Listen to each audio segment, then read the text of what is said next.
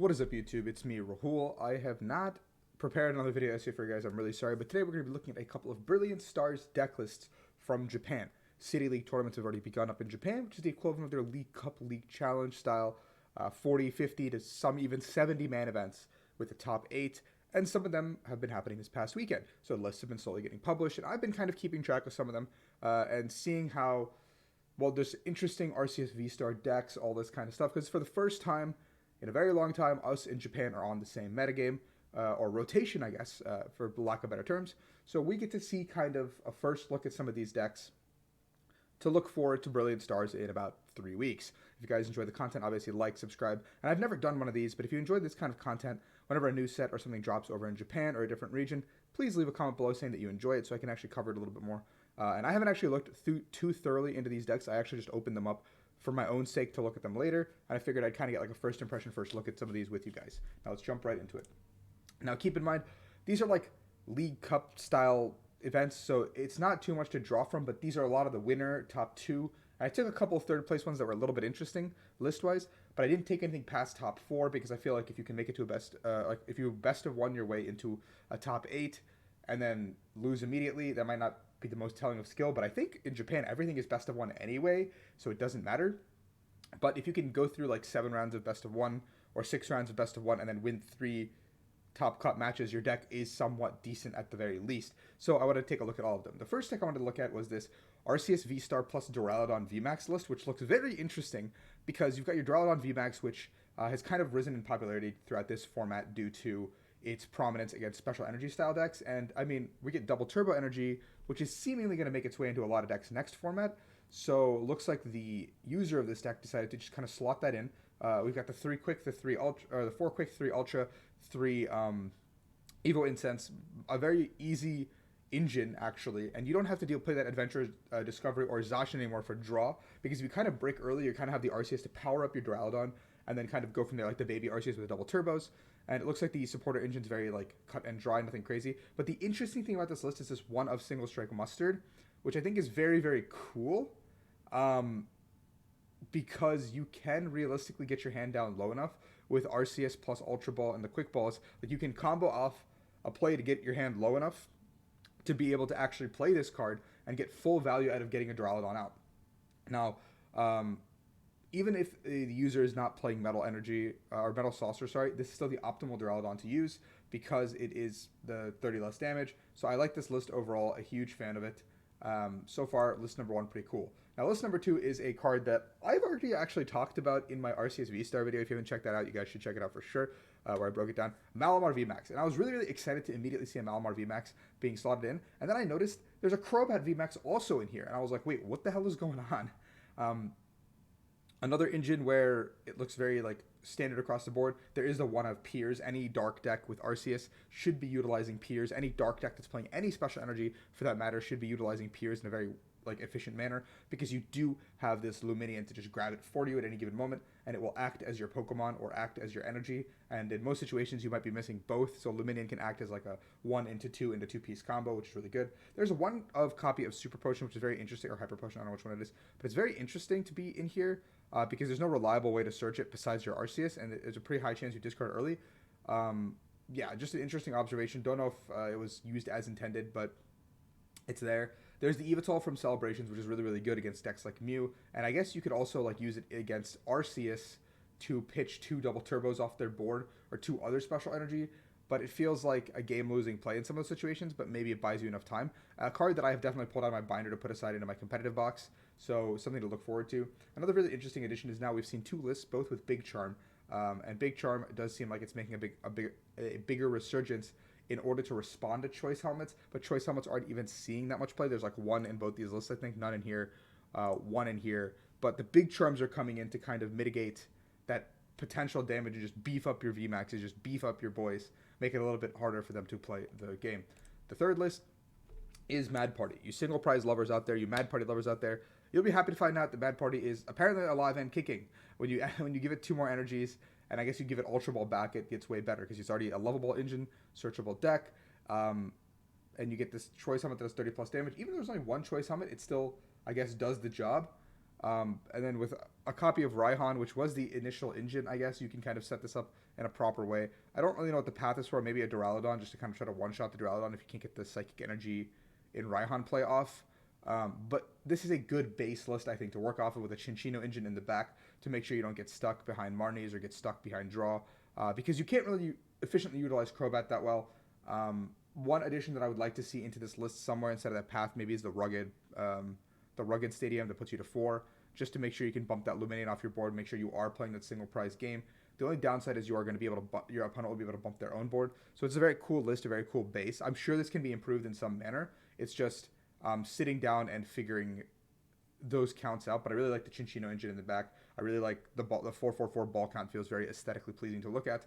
And this like 4 Research 3 Marnie and the 1 Palpat I believe is in here make like round it all out really nicely. I think Palpat is a very, very underrated card. You also have Rescue Carrier that really works well in this deck. So it does give this deck a little bit of new life with Rescue Carrier, because you can extend a little bit further than you would have normally, and you can just Rescue Carrier one of the Mad Partiers back to end the game. Now, next up is the deck that I was personally really, really excited for. It's the Lightning ARCEUS deck, and I'm probably going to be using this as a base to kind of figure out what approach to take from here. Because it does not use the single prizers like I wanted it to, unfortunately, this list. But it does have the 3/3 Flaffy line to kind of power up basically everything you want with the Raichu V, trying to set up big one-shots across the board. You can use your Vikavolt V to kind of buy some time. And you have the 1 of Zekrom to do the 130 and Paralyze, just to buy yourself a turn somewhere here or there, or in the early game, or just pull up a big threat and get it stuck in the active. Now, the True Choice helmets are very strong, in my opinion. There's only 2 copies of Stormy Mountains, but I feel like that should be increased in some capacity. There's 2 switching cards. I think that's fine, or like plus the balloons. That's completely fine in my opinion. For a deck like this, you just need 1 pivot to kind of stick. 1 Adventurous Discovery, a little bit interesting of a card, but I do feel like with all the ball search and everything going on in here, you could play this, or you could kind of go for like a level ball route. It comes down to, I guess, like how you feel about the deck. Ultra Ball is crazy, crazy good for this deck because you can discard energy very efficiently. And the double turbos, there's only a 2 of, just to make sure you can Arceus once or twice if you need to. Especially going second, just Arceus 3 energy onto like a Vikavolt, or 3 energy onto a Raichu makes the deck crazy. There's no Manaphy in this list also, which makes me a little bit concerned, because I feel like the moment you disrespect Rapid Strike Urshifu, that's where it kind of all ends. Interesting base list to start with. I'm going to make a lot of changes if I use this as my base, but you guys can see that in my deck building process on either stream or another video in the future. Another interesting list here is Arceus with Grass. There's a Delmize VMAX here. We've talked about the Grass as well. I pointed this out in my video as well. Scoop up nets using the Inteleon engine. Arceus Inteleon as a skeleton is very, very strong. Utilizing Grass energy, you have Zarude to heal your own RCI. Like, you just can attach and do that, blah, blah, blah. Avery to force your opponents down to a lower bench. I think those are Sharon's Care and a Raihan here, I believe, are those 2 cards. And then everything else seems pretty standard. A little bit low on supporters, even for an Inteleon deck. But if it works kind of deal. Everyone's playing Path, because Path, I guess, is super, super broken, because Arceus is super broken. But this is one I'm definitely interested to try out. This Grass version of Arceus seems very strong. I wanna give this a whirl. Maybe play second Zarude, play a little bit more on that healing options to keep healing your guys and keep cycling that. But I will see how I want to take that. Rapid Strike Malamar, another very important and good deck that has been, with the Cynthia's Feelings being added into the pool instead of the Bruno, you get a little bit of extra oomph. Rather than playing the Rapid Strike stadiums, it looks like this person is playing Turf Field stadiums and playing the Skip Blooms, which is interesting, just to get like another dig, I guess. I don't know if that's necessarily better than just playing the retreating stadium, but you have the 3 nuts, I guess, to kind of pick up your guys as you please. But this list has not changed too much. There's no choice helmet in this list, which is a little bit peculiar to me. I feel like that would be very strong, but maybe I'm wrong. They did well, so that is what it is. Now, this deck was cool. I think this was the 3rd place deck that I pulled.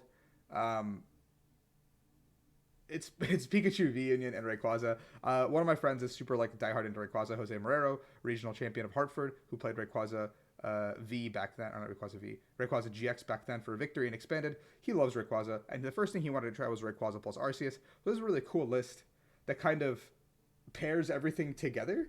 And you have this Pikachu V Union, which I don't know how reliable you can actually get that off, but you still have the Flaffy engine, a little bit more turbo, a little bit more I'm gonna have my Rays, I'm gonna have my Arceus.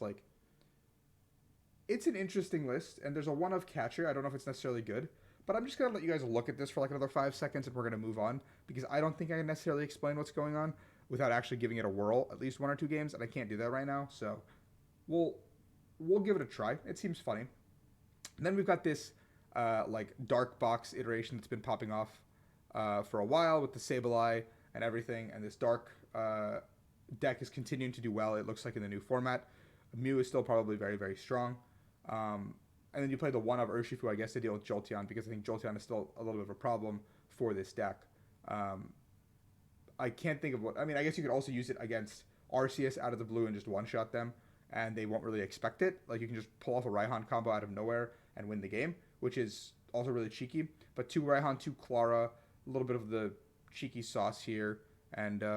no, I think this deck is still pretty good. I think if you're like a Dark Box enthusiast, you'll still be pretty happy about the format and where it is. Here's another cool list, a Rapid Strike Jumpluff list. I think this is really cool as well, because Jumpluff is a really fun deck, and obviously Spread is going to take a little bit of a beating. This is one of the 5th or 8th place lists that I pulled up, I think, just because it looks fun. Maybe it was a top 4 list, I don't remember. But it looked really fun, and Spread is really cool, and you have both kinds of scrolls to kind of play the way you want to, with a bunch of Raihans, and obviously setup is a little bit of a problem. But once you get rolling, you might be able to just like sweep your opponents, which I think is really funny. So I want to give this a shot. It's probably not going to be necessarily good, but this is like a fun deck. This deck I think has a lot of potential. This deck has a lot of potential because it's the Arceus 2-prizer toolbox that a lot of players were talking about, especially utilizing the Ditto V, the Zam. There should be a Zacian in here maybe as well. Being able to just use like Galarian Moltres to accelerate energy onto your board. Kind of use the Ditto to pivot into whatever you want. Accelerate energies to whichever attacker you want. Most of these being 2 to 3 energy attackers. You can kind of play around whatever matchup you want to necessarily, and you become like this big 2-prizer toolbox deck that I think is going to be pretty good in the upcoming format. It's going to have a vanilla answer to a lot of things, but looks like this approach is more to be a dark type deck with a couple of splashes of like Zam and Zapdos as like the splashing cards, but you can kind of make your splashable cards into anything realistically. Mew VMAX is still very good. It is still winning. A lot of the winners had Mew VMAX in the top whatever, so I didn't necessarily like go grab them like the Mew VMAX lists just to, you know, be like, I wanted to be like not repetitive, I guess. There's 3 double turbos here and 4 fusions. You might not be able to see it because of the glare. I can't do anything about that. I'm really sorry. I don't know what this one card here is, but it looks like they're playing 4 single strike stadium cards, which makes no sense to me.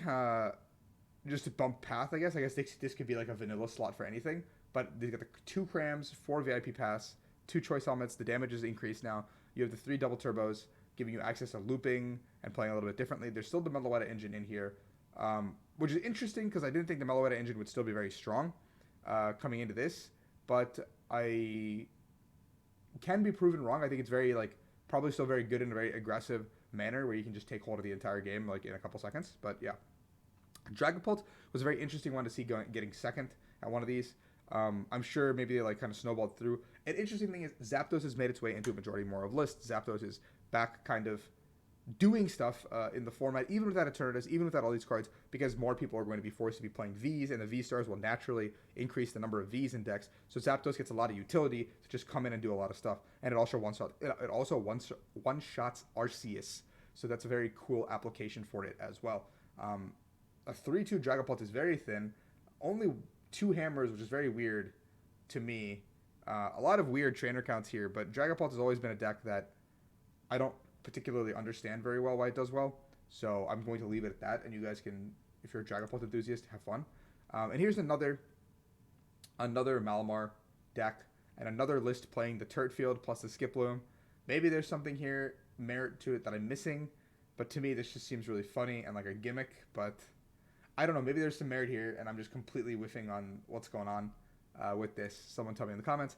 Here's another deck I'm really excited for, Ice Rider paired with Arceus. Now, Ice Rider now hits a lot of really cool numbers because of the Choice Helmet with the Inteleon engine still, of course. Now you're hitting for 250. Leon is a very easy combo to pull off later in the game as well, and I think Ice Rider is a very strong deck. I would probably tack in a Cheryl somewhere in here. There's a Sharon's Care already, but if you put in a Cheryl as well, you can kind of prevent those one-shots from happening a couple turns in a row, and all of a sudden you're cooking. I'm a huge fan of this list so far from everything I look at it. It's got every card I really want so far. The buckets, the paths, like the supporter count looks fine to me. I just have to kind of play with it and see what works, what doesn't, that kind of thing. The last 2 lists are Gengar VMAX. Now Gengar I don't know why it's doing well over there because Gengar has never traditionally done super well over here.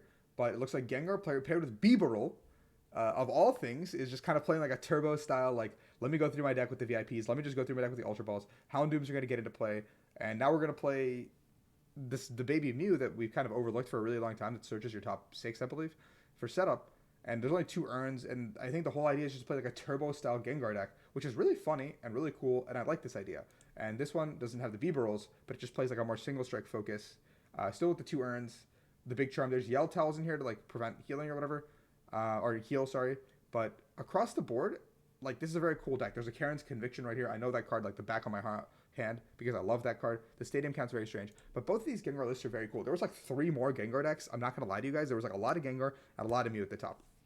But that is the first look at a lot of Japanese decks. Let me know if you guys enjoyed the content. And your word, if you watched to the end, is going to be berries and cream because I couldn't think of anything else on the spot. I'm really bad thinking of stuff on the spot. I'm sorry. But thank you guys for watching as always. I will hopefully be back to doing regular content on Wednesday and not playing ARCEUS for 24 hours. But if you're playing ARCEUS, let me know how you're enjoying it as well in the comments below. I've beaten the storyline at the time of recording this video, and I'll probably just be hunting. And probably need to take a shower. So, goodbye.